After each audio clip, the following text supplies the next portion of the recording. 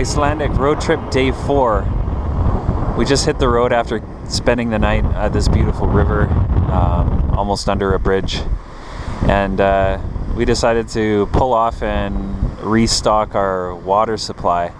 The beauty of this place is you've got countless streams and rivers and waterfalls that you can just go and load up with crystal clear water, just like this. So we made this stop and filled up our bottles and washed our dishes, and yeah, we're gonna carry on and head to some nice places today. So this is the kickoff for day 4. Icelandic pitbull? Sounds better than that.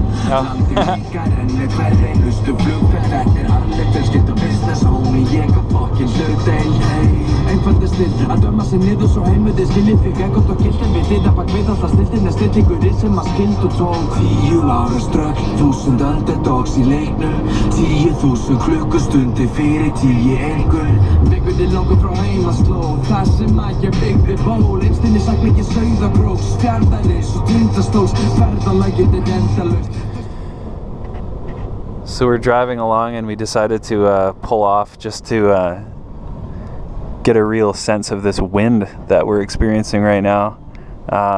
It's creating this huge dust storm right now, and yeah, this is just insane. Like, the winds are probably close to 90 kilometers an hour because we were driving at 90, and with a tailwind, the dust that was blowing was basically moving the same speed as we were. So I thought I'd pull over into this little pullout. Can I roll down my window? No, don't roll down your window. But if I do it on this side, we won't get any of the dust in. Yeah, but everything in here will blow around all like crazy. So we're just gonna pull up and have a look here. We might step out.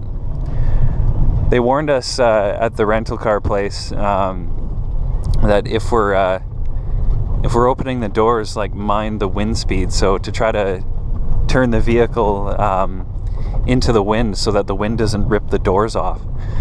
So I'm going to see if we can do that here on this little pullout and maybe step out, try not to eat too much dust, and experience what this wind is like.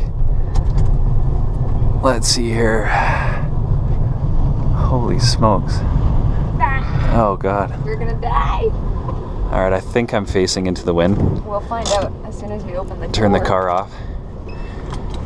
Make sure we secure everything. Wait till I get my camera before you open the door. Okay. Because I'm gonna put the battery in and I don't want dust in it. Alright. Are you sure you want to do this? Well, might regret it later, but let's see. Our insurance doesn't cover wind damage. No. Alright. Oh God. Barely open the door. Ugh. Holy shit. I can't even open the door. Oh my God. I can't even open the door. Holy shit. Oh God. Don't get blown away. I'll try not to get blown away. Oh my God. Oh. Woo. Yeah, that's really windy.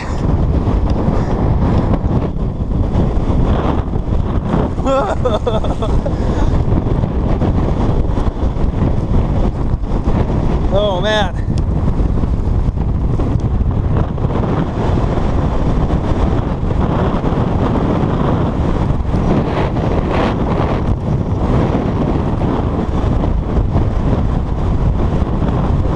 This is not nice.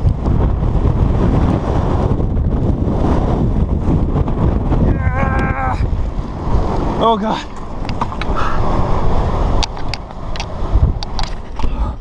Oh. That was insane. That's the strongest wind I've ever felt. I don't think you can tell in the video, but the whole camper is rocking back and forth. Oh man, that's crazy. Like, it was blowing me back. I could barely. I don't think I'll get out. I think I would get blown right off. No, my mouth is full of dirt right now. Holy smokes, that's absolutely insane. Yeah, this is like the windiest part of Iceland. Whereabouts are we? We're in like northeast Iceland. Yeah, we're in the northeast. We're inland. We're a ways away from the water. But yeah, this is absolutely crazy. Like, just look at this. Just insane. Yeah. Here, look at. I wonder if we can do this to see how much we're walking back and forth.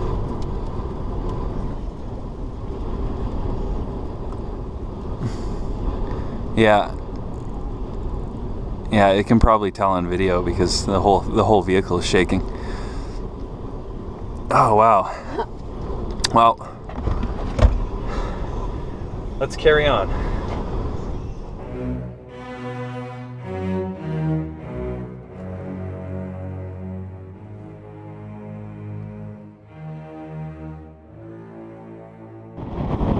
This is the Waterfall waterfall. It's pretty amazing. It's also very, very windy here. Yeah, not a whole lot different from where we stopped. So, yeah, it's difficult to walk around because it's so windy, but it's pretty amazing nonetheless. Let's see if we can get closer to this thing. Okay, I'm a lot closer to this waterfall now. I'm right at the edge and the wind is trying to blow me off. So I got this like aggressive stance so I don't lose my life in Iceland today. But look at the rainbows coming off of the mist that's coming from this spectacular waterfall. This is easily the most impressive one yet that we've seen so far in Iceland. This is just crazy. Look at that water coming off that thing.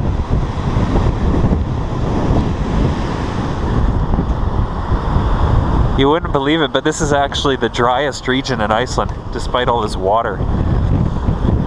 This is only the fourth highest volume of water in a waterfall in Iceland. But it's quite spectacular. So this is about as close as you can get to it.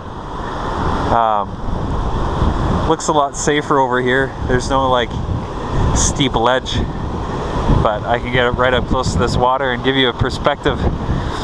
Look at the mist coming off of those rapids. That's all from the wind, because the wind is just howling right now. Yeah, this is certainly worth the trip right here. Hi, Sarah. No, don't jump in. Never find you again. Yeah, this is the best seat in the house right here. Check that out. Okay, continuing on day 4 of our road trip. We've made it to the Viti crater, and the wind here is unbelievable. Just like all of northern Iceland so far. This whole area is full of geothermal activity, and there's actually a geothermal power plant just down the road from here. But this is the only area in Iceland we've seen where the ground in many places is actually a really light color, like off in the distance, likely because of all the sulfur in the area. Yeah, this place does stink quite a bit, but it's a little windy. yeah, next I'll take you for a drive through the geothermal power plant. Okay, so we're driving down the hill now from the crater, and off in the distance there you can see all that steam in those buildings. That's the geothermal power plant. Pretty cool. They got these pipelines that run down from these mountains, and yeah, they must be carrying some hot water or steam or something. I'm not quite sure how these power plants work. Here's our little travel buddy. His name is Quilly. But yeah, we're gonna drive through this, and it's kind of neat because the pipes take this strange turn to go over top of the road. So let's drive by this thing and show you this crazy structure.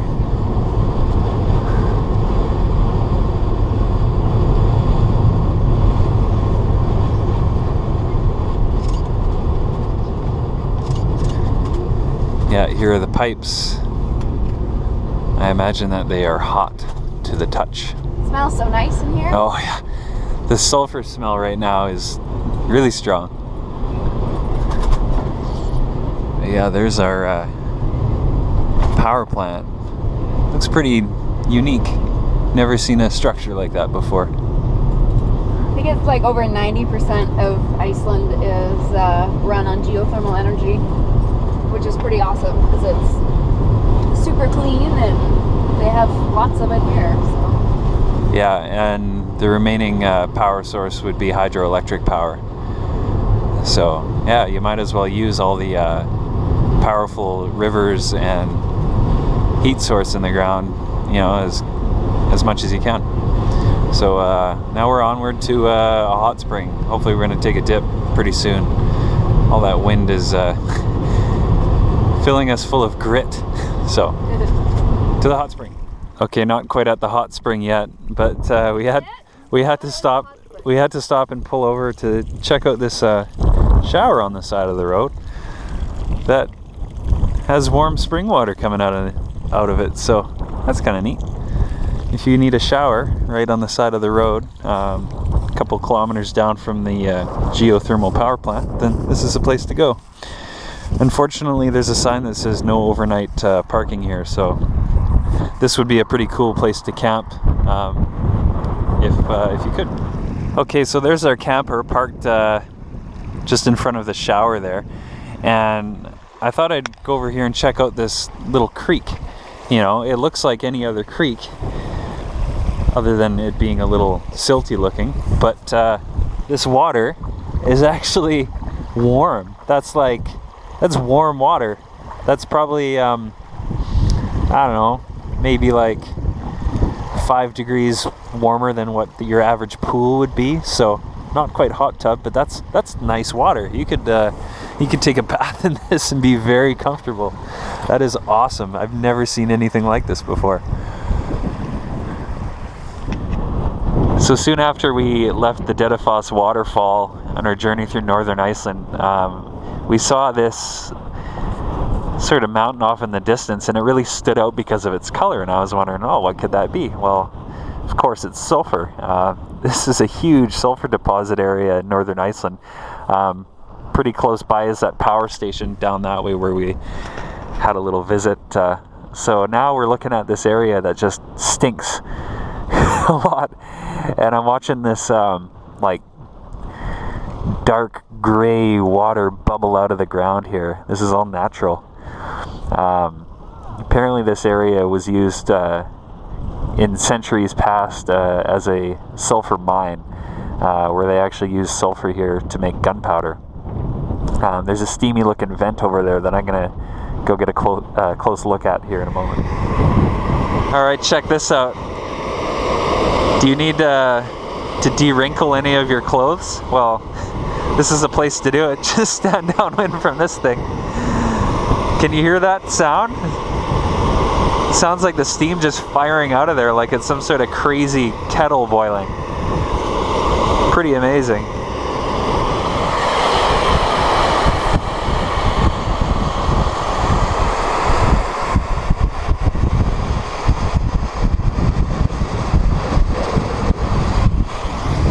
Yeah, another little steam cone here. Not as aggressive as the other one, but this one I feel like I could stand downwind. Ooh! It was actually pretty warm. Careful, Brendan. You're gonna have to have a shower after being in this stinky steam. Yeah, gonna smell like rotten eggs. You're gonna have to cross the road again. You have to use the shower. Okay, I promise we're getting close to the hot springs that we're gonna go for a swim in. But we had to take a stop at this place called Grotagia, if I'm pronouncing that correctly. This is very close to the hot springs as well as the sulfur area where we just looked. And this is actually a hot spring that's in a cave. Apparently this was a popular bathing place until there was a whole bunch of volcanic activity that rose the temperatures to about 60 degrees Celsius. A bit too hot for bathing. Now it's around 45 degrees or so. So apparently you're not allowed to swim in it, but I'm going to go down and at least have a look and see what this looks like.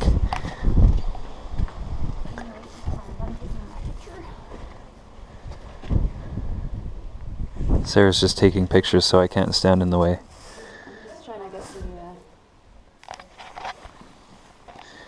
See what this water feels like without falling in.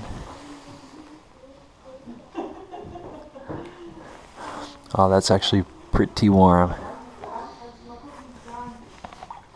Wow.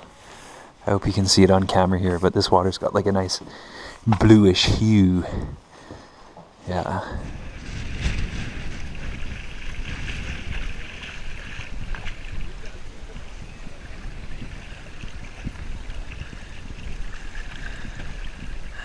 Hello.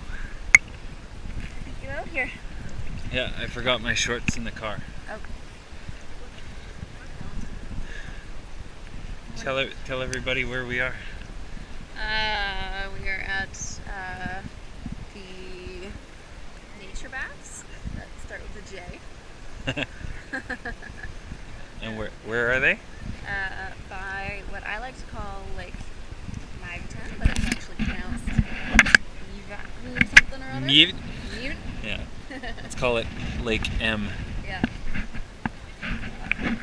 Yeah, so. Got a steam bath and hot tubs. And this lovely pool that looks like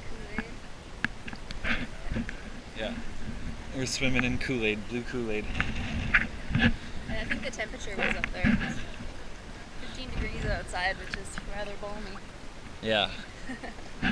Yeah, it's 15 degrees in September in northern Iceland. It's actually closer to 16. I bet if it wasn't windy and if the sun came out again, it might even get up to 17. Yeah, it was up to 17 earlier, but that was earlier in the day. Hotter over here. I think it gets hotter.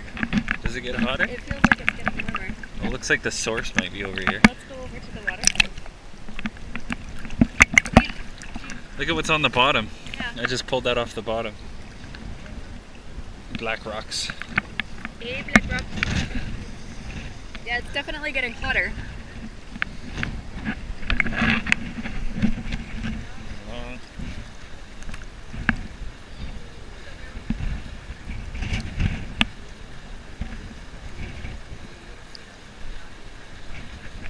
It's really easy to stay afloat in this water. I wonder if that's a hot tub up there. Looks like it. It's all steamy. Nice thing about this place is you can get a beer bracelet, which entitles you to one of these.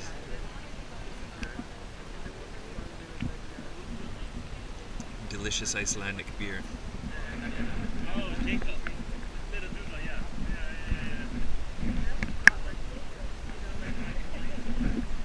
I should have brought one of those bras that you can put wine in. Wear that as a bathing suit. And then it'd be hot wine. It would be mulled wine. It'd be mulled wine. So this is kind of interesting. There's this second pool here that's a bit colder than the other one where everybody's in over there, including Sarah. Wave hi to Sarah. It's nice though, like it's not cold, it's pretty warm. But I have the whole thing to myself. There's nobody in here but me. Apparently I'm crazy. But I swam over to the edge here and looking over on this side, and looks like there's another kind of a pool, but I don't think you're allowed in. But you get a nice view from over here of the lake, Lake M. Look who I've convinced to come to the dark side. Oh, it's cold in here. Should we go? Come to the other side. Okay.